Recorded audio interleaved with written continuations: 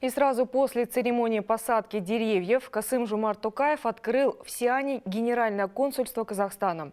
Президент выразил китайской стороне признательность за содействие в создании дипломатического представительства. От имени правительства КНР участников мероприятия поздравил член Госсовета, министр иностранных дел Китая Циньган. Он отметил, что Казахстан – единственная страна Центральной Азии, открывшая в провинции Шэньси свое представительство.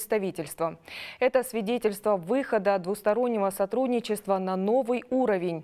Наряду с дипломатическим корпусом в здании будут располагаться представительства национальных компаний для продвижения экономических интересов нашей республики. Указ об учреждении Генерального консульства Казахстана в крупном промышленном и историко-культурном регионе Поднебесной президент подписал в ноябре прошлого года. Біз төраға Си Цзиньпинмен өте мазмұнды келіссөздер жүргіздік. Сондай-ақ бірлескен мәлімдеме жасалды, бірқатар маңызды келісімдерге қол қойылды.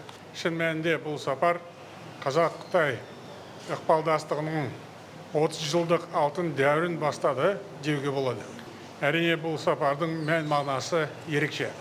Бүгін Қазақстан мен Қытай ынтымақтастығы үшін тағы бір аса маңызды әрі тарихи күн. Біз Сиань қаласында Қазақстанның бас консулдығын ашқалы тұрмыз. Сиань бір жол экономикалық белдеуінің маңызды бекеті.